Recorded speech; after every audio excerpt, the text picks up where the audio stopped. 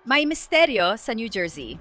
Isang bagong ina ang inatake sa sarili niyang bahay sa gitna ng araw. May mamamatay tao na malaya pa, may investigasyon na isinasagawa, at mga tanong kung sino ang pumatay kay Brooke Hanlon at bakit.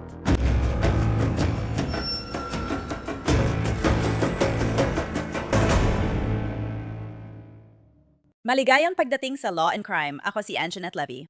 Ang mga investigador ng homicide sa isang maliit na bayan sa New Jersey ay may hawak na isang misteryo. Isang misteryong kasing lungkot ng pagkakalito nito. Nasa Halos, isang buwan na ang investigasyon na may kinalaman sa isang inang bagong magulang na dapat ay ginugugol ang tag-init kasama ang sanggol at asawa. Sa halip, nagluluksa ang pamilya ng isang 35 taong gulang na babae. Sila ay nagbabalak ng libing at ang isang sanggol ay naiwan upang lumaki nang wala ang kanyang ina. Nagsimula ang misteryo noong Hunyo 6 sa Chester Township, New Jersey sa Morris County, mga 1 oras mula New York City. Isang lalaki ang tumawag sa siyam na isang-isang para humingi ng tulong dahil masama ang kalagayan ni Brooke Hanlon sa kanyang bahay. Narito ang audio mula sa dispatch ng tawag na yon. Sinasabi mong dumudugo siya ng todo. Magsisimula na siya mag-CPR. Ako. Sinabi ko nga sa side speaker, salamat po sir. Nasa control room siya, di ko alam. Kung anong sinasabi mo. Tungkol, bababa ako sa puno at titingnan ko.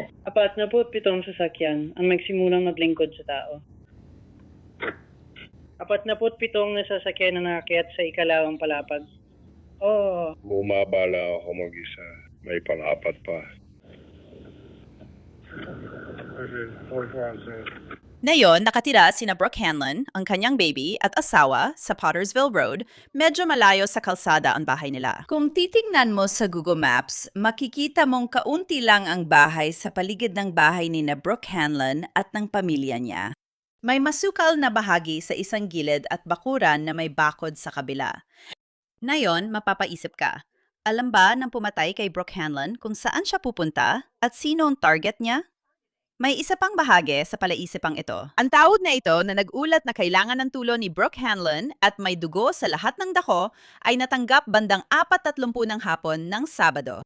Karaniwan, iyan ang oras na ang ina ay nag-aayos para sa hapunan. O kaya bagong gising ang sanggol mula siesta, depende sa schedule ng bata. Ito ang mga maliliit na bagay na pumapasok sa isip ko kapag tinitingnan ko ang kasong ito. Si Brooke Hanlon ay nagtrabaho bilang isang psychotherapist sa New Jersey, ayon sa kanyang LinkedIn page. Inilarawan niya ang sarili niya bilang isang taong mataas ang motibasyon, responsabale at mahabagin, at may lisensya bilang LPC sa New Jersey. Meron siyang iba't ibang karanasan sa iba't ibang lugar ng trabaho kung saan nakatrabaho niya ang mga bata, kabataan at mga pamilya na nangangailangan ng counseling, therapeutic na tulong, mga resources at iba pang suporta. Naganap ito sa Chester Township, ngunit ang opisina ng piskal ang namumuno sa investigasyon at mahigpit pa ring itinatago sa publiko ang mga detalye ng kasong ito. Hindi naglabas ng ulat ang opisina ng piskal sa investigasyon ng pagpatay hanggang Hunyo 13, 1 linggo na ang nakalipas. Sa isang post sa Facebook, isinulat ng tagapagsalita ng opisina. Nung hapon ng Hunyo 6, tumugon ng EMS at mga pulis ng Chester Township sa isang tawag sa siyam na isang sa isang tirahan sa Pottersville Road. Isang 35 anyos na residente na tagpuang patay sa bahay.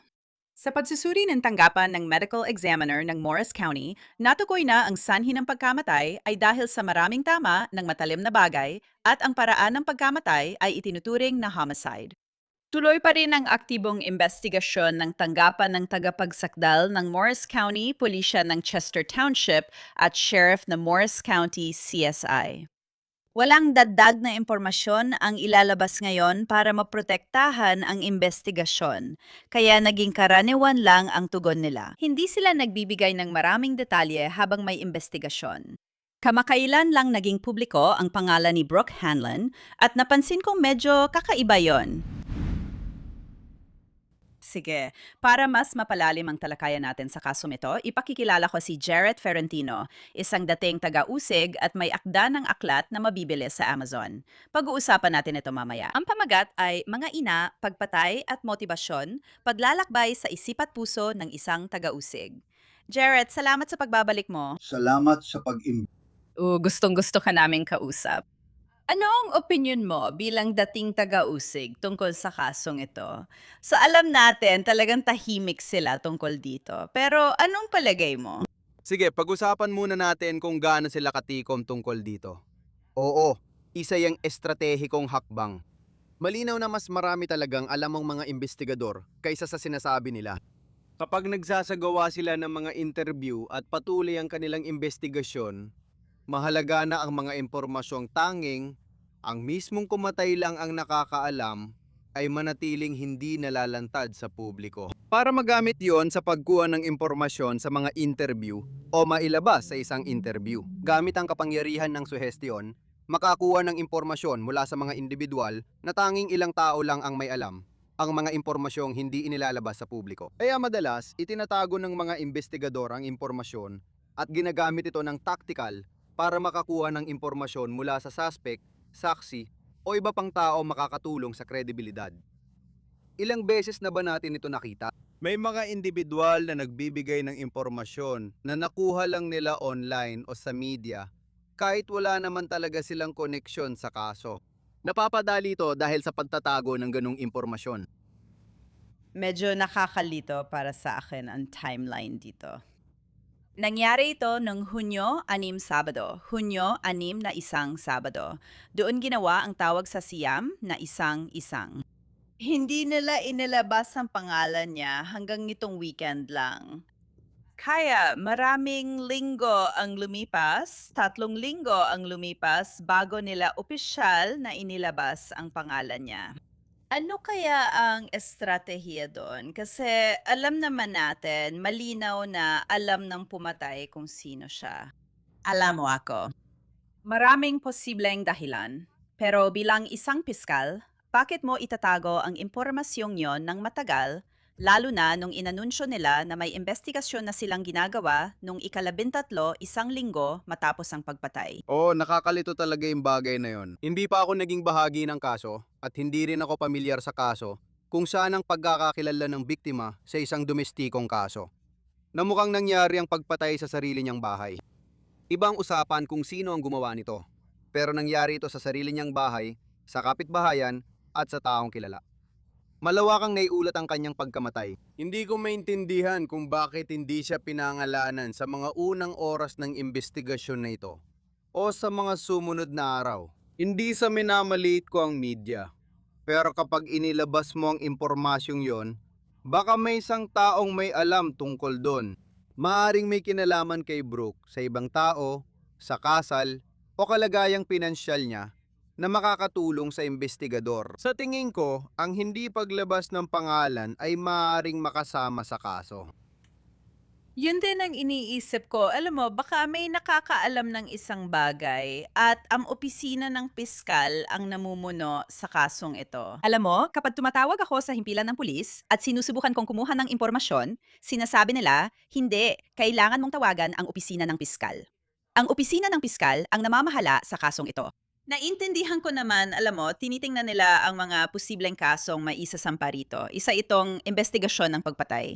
Pero kadalasan, ang mga pulis, alam mo, hindi ba't ang mga pulis talaga ang humahawak ng investigasyon kasabay ng konsultasyon sa opisina ng piskal? At sinasabi nila sa akin, hindi, kung gusto mong mag-request niyan, kailangan mong tawagan ng opisina ng piskal. Sila ang namamahala. Nakita ko na ginagawa yan sa dalawang paraan. Sa karanasan ko sa Pennsylvania at New Jersey, pareho lang sa Jersey. Ang mga opisina ng piskal ay may sarili nilang mga investigador na nagtatrabaho kasama ng mga lokal na pulisya. Kadalasan, ang opisina namin bilang mga piskal ang nagiging tagapag-ugnay ng isang investigasyon. Direktang nakikipagtrabaho sa state police at minsan pati sa federal agency. Kasi ganito mo dapat tingnan yan. At palagi ko na ring tinitingnan sa ganitong paraan. Maaaring magresulta agad sa pag-aresto ang isang kaso, pero hindi doon nagtatapos ang lahat. Kailangan mong imbestigahan ang kaso at buuin ang prosekusyon mula umpisa. Alam mo, sana magtapos ito sa isang hatol at makamit ang hustisya. Kaya mahalaga ng mga piskal sa mga kaso ng pagpatay ay kasali agad at madalas na nag-uugnay ng investigasyon. Isa pa sa mga ginagawa namin para sa maliliit na himpilan ng pulis, oo, kami talagang namumuno. Kapag kasama namin ang malalaking himpilan ng pulis tulad ng Pennsylvania State Police, mas may palitan ng ideya at koordinasyon. Pero anumang uri ng pagtatanong mula sa mga individual na katulad mo o miyembro ng lokal na media ay dadaan sa opisina ng piskal. Kaya iisa lang ang aming sinasabi. Oo, may punto ka dyan. At maaring ito ay isang maliit na police department sa isang tahimik na komunidad na hindi madalas humawak ng mga kaso ng pagpatay. Isang bagay na interesante para sa akin dito, Jared, nakinig ka rin sa dispatch audio, gaya ng ginawa ko. At sinabi nila na may isang lalaki sa Pottersville Road. Sabi niya, kailangan niya ng tulong. May dugo sa lahat ng dako. Gagawin niya ang CPR. 4:30 ito ng Sabado. Alam mo, iniisip ko sa sarili ko, iniisip ko lang, hindi ko alam kung anong schedule ng trabaho sa bahay na ito, sa bahay ng Hanlon sa Pottersville Road. Pero Sabado ng hapon ito. Ito ay mag-asawa na may batang sanggol. Nasa trabaho ba ang asawa? Umuwi ba ang asawa at nakita ang kanyang misis? Naglalaro ba siya ng golf? Kasama ba niya ang mga kaibigan niya? Wala akong ideya. Pero 4:30 ng hapon ng Sabado, natagpuan ang babaeng ito na pinagsasaksak hanggang mamatay sa ikalawang palapag daw. Sa loob ng bahay. Ano ang naiisip mo habang pinakikinggan ang dispatch na audio na yon? Aminin ko, interesado ako. Gusto kong malaman ang nangyayari kina Brooke sa asawa niya at sa mga tao sa paligid nila. Kailangan mong gawin ang victimology, ang reverse engineering. Halimbawa, titingnan mo si Brooke, alam mo, sana matukoy nila kung kailan talaga ito nangyari. Mahalaga yun. Saan ito nangyari? Aling kwarto sa bahay ito nangyari? Nangyari ba talaga ito sa loob ng bahay na malamang nga? Yan ang crime scene mo. Gagawin mo lahat ng kailangan para mapanatili ang ebidensya. Mga litrato, forensic testing, lahat. Ang susunod mong gagawin ay balikan mo ang takbo ng buhay nila. Ano nangyayari sa buhay nila? Kumusta ang kanilang pagsasama bilang mag-asawa? Kumusta ang kanilang kalagayang pinansyal? May nangyayari ba sa kanila? May galit ba sa kanila? Paano mo yan gagawin?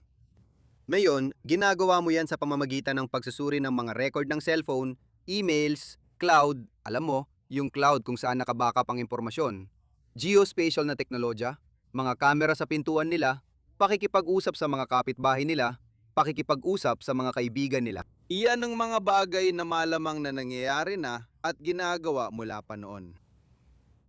At isang bagay na talagang interesante para sa akin ay ang lokasyon ng bahay na ito. Ang bahay na ito ay hindi lang basta nasa labas, hindi ito parang nasa suburbia. Nasa suburbia ito pero hindi ito, kumbaga, alam mo yon, nasa isang subdivision. Nasa isang kalsada ito na may liko at mukhang wala namang ibang mga bahay sa paligid. Ibig kong sabihin, kung pupunta ka sa bahay na ito, sa tingin ko, kailangan mong alam kung saan ka pupunta. Ibig ko sabihin, hindi lang basta ako napunta sa bahay na ito. Alam mo, posible na ito ang target ng isang home invasion, pero ilagay muna natin ito sa screen, sandali. Gusto ko itong ipakita sa'yo. Oh, heto na, Jared. Ibig kong sabihin, ito ang bahay natin at mukhang wala namang ibang bahay na malapit dito. Kung titingnan mo itong Google Map, alam mo, may bakuran ka dyan. Ang Pottersville Road ay dumadaan sa kalsada. Mukhang hindi naman ito isang daan na madalas daanan o maraming dumadaan. Kaya, para makarating ka sa lokasyong ito, kailangan nung alam kung saan ka pupunta. Pupunta ka ron na may layunin. Well, iyan ang isang pananaw. Tiyak, mukhang sitwasyon ito na mismong lokasyon ng sadya at malinaw na alam ng gumawa kung saan siya pupunta. Hindi mo lang basta ito mahahanap ng di inaasahan. Ang isa pang pananaw ay dahil sobrang hiwalay ito sa ibang mga kapitbahay, maaring ito ay isang tirahan na madaling maging target dahil baka walang makarinig kung may sumisigaw. Maaring walang saksi malapit para mapansin ang mga detalye. Haka-haka lang yon, pero may dalawang pananaw kapag tinitingnan ang ganung lugar. Nakapag-prosecute na ako ng maraming ganitong kaso. Mahalaga ang oras nun, Sabado ng hapon pa. Ano bang nangyayari ng 4:30 ng Sabado ng hapon? Kung may mga anak ka, malamang may birthday party o iba pang pupuntahan sa umaga. Lumilipat ka na sa mga plano para sa gabi. Sa kabuuan, sa karamihan ng mga pagkakataon, nasa bahay ka tuwing Sabado ng hapon. Literal na ito lang ang oras kahit sa bahay namin. Nandyan ang lahat, di ba? O kaya Linggo ng hapon. Kaya, At iniisip ko na magigising na ang baby mula sa kanyang pagtulog sa oras na yon. eksakto! At hindi yun ang oras o lugar para sa basta-basta lang na pag-target. At muli, sa aking karanasan, hindi pa ako nakakita ng property o tirahan na tinarget sa oras na yon ng araw. Kadalasan sa gabi o madaling araw, tinatarget ang ganitong bahay. Hindi ibig sabihin dito nangyayari, pero konti pa lang ang impormasyon tungkol dito. Kailangan mong balikan kung ano ang karaniwan mong nakikita sa mga ganitong kaso. Alam mo, at saka nga pala, may tumawag sa 911. May sapat na oras para maisip na gumagawa ako ng CPR na maaaring nagpapahiwatig na si Brooke ay buhay pa o kumakapit pa sa buhay noong ginawa ang tawag na iyon. Kung may nakakita sa kanya at malinaw na patay na siya, malinaw na nagtamo ng maraming saksak at matagal na siyang patay, hindi mo na iisipin ang tungkol sa CPR. Kaya ito ay isang tao na maaaring agad na nakakita sa kanya matapos siyang mapatay o atakihin, o isang tao na malamang ay sangkot mismo. At ito ay isang gawa ng matinding galit. Muli, ito ang alam natin. Siya ay sinaksak sa kanyang dibdib. At pagkatapos may tumawag at may dugo sa lahat ng dako at pinag-uusapan nila ang tungkol sa CPR. Iyan ay tumutukoy sa isang bagay na nangyari sa mga sandaling malapit sa pag-akiting iyon. Mahalaga ang oras. At ang nakaka-intriga rin para sa akin ay ang opisina ng taga-usig. May sanggol na sangkot dito. Kaya, syempre, alam mo, tumataas ang antas ng pagiging sensitibo. Pero, hindi man lang sila nagkokomento tungkol sa sanggol. Ibig ko sabihin, tinanong ko, ayos lang ba ang sanggol? Ligtas ba ang sanggol? At ayaw nilang magbigay ng komento. Naintindihan ko naman yon hanggang sa isang punto. Iniimbestigahan nila ang kaso ng pagpatay at alam nating hindi nasakta ng sanggol. Salamat sa Diyos. Pero 'di ba, nakakatakot talaga 'yon. Naisip mo ba 'yon? May sanggol, inaakala natin, sa bahay kasama ang nanay ng sanggol at ang nanay ay pinagsasaksak hanggang mamatay. At kaya may tumatawag sa 911 para iligtas siya. Ibig kong sabihin, nakakatakot talagang makita ang ganong eksena. Sa malas, nakita ko na yon. May mga ganyang kaso na rin akong nakita noon. Nagkaroon ako ng kaso kung saan ang mga bata ay nasa gitna ng nanay at tatay nang barilin ng tatay ang nanay hanggang mamatay.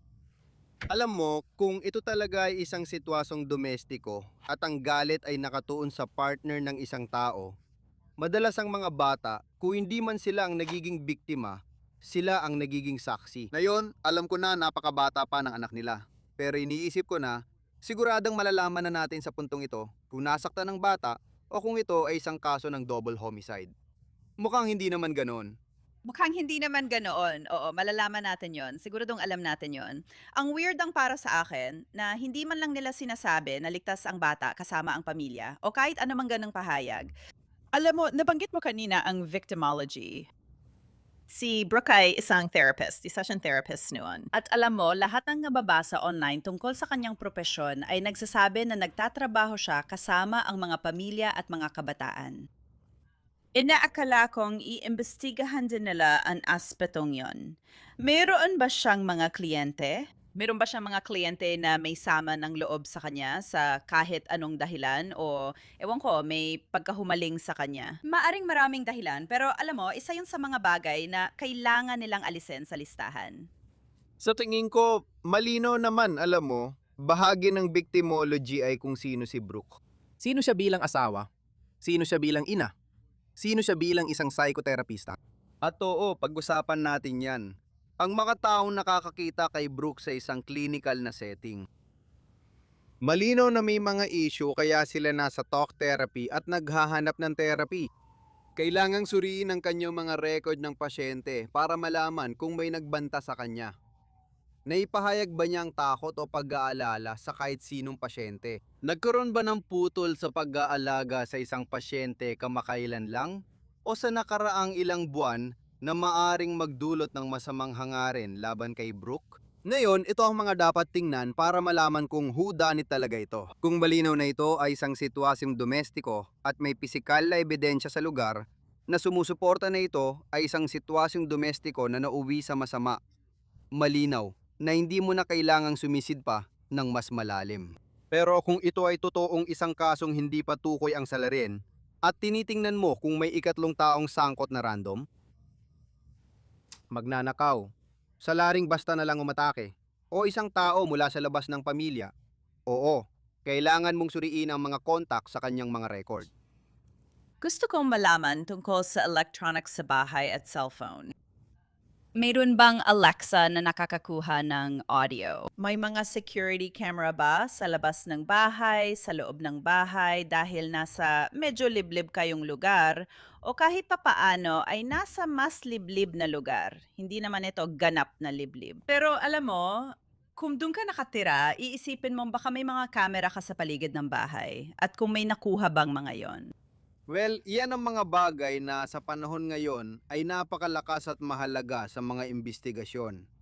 Isa pa, may Apple Watch ba siya? Alam mo, nandun ba ang heart rate niya? Maaari ba nating matukoy kung kailan tumaas ang heart rate niya na parang ina-attacking na siya at sa huli ay pumanaw? Alam mo, kung may nagsabi na hindi kami nag-aaway, walang nangyayari noong araw na yon, maayos lang ang lahat. Pero makikita mo naman na may mga biglang bilis at bagal sa heart rate niya o may mga text message na nagpapatunay na may nangyayaring alitan. Iyan ang mga bagay na ginagamit mo para pabulaanan ng sinasabi ng iba at magamit sa iyong presentasyon, lalo na kung magkakaroon ng kaso sa hinaharap. Kaya iniisip ko rin na dahil medyo liblib ang kalsadang yon, magsisiyasat ka sa mga kapitbahay sa buong kahabaan ng kalsadang yon para malaman kung may mga kamera sila na maaring nakakuha ng mga sasakyang dumaan. Mahalaga rin yun. Alam mo, ito ang mga bagay na makakatulong. Kung ito ay isang ikatlong taong mula sa labas, mas nagiging mahalaga pa ang mga bagay na yon. Pinag-uusapan din natin ang pag-aalis sa listahan ng mga suspect. Nakadepende pa rin ito sa kaalaman ng mga investigador na yon. Nakatuon ba sila sa isang particular na tao na kasama niya sa bahay? O sa ideya ng isang ikatlong partido? Oh, sa tingin ko, malaki ang maitutulong ng mga elektronikong ebidensya dito. Sa tingin ko, magiging napakahalaga ng mga iyon. At kailangan ng kaunting panahon para makuha at masuri ang impormasyong iyon. Kaya titingnan natin kung anong mangyayari doon. Jared, kwentuhan mo naman ako tungkol sa iyong libro. Ikuwento mo sa amin ang tungkol sa libro.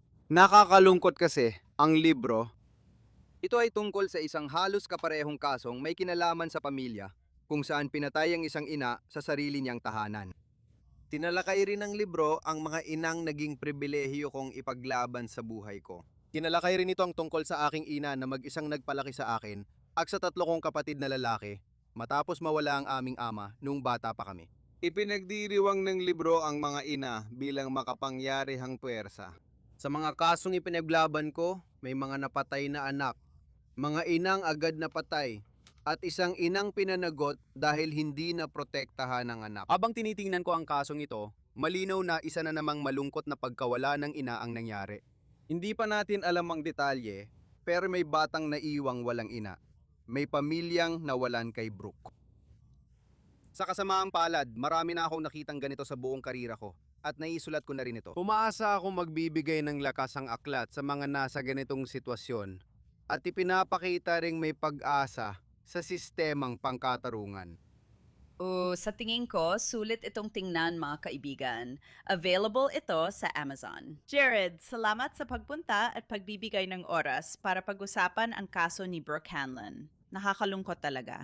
At sana, para sa pamilya at mga kaibigan niya, makakuha sila ng mga sagot sa lalong madaling panahon. Salamat! Hinihikayat ang may impormasyon sa pagkamatay ni Brooke Hanlon na tumawag sa tanggapan ng tagapagsakdal ng Morris County. Ang numerong iyon ay siyam na raan at 73, 200 at 85, 2,000 at siyam na raan. At yan na ang pagtatapos ng episode na ito ng Law and Crime. Ako si Anjanette Levi. Maraming salamat sa pagsama sa akin. Kita ulit tayo dito sa susunod.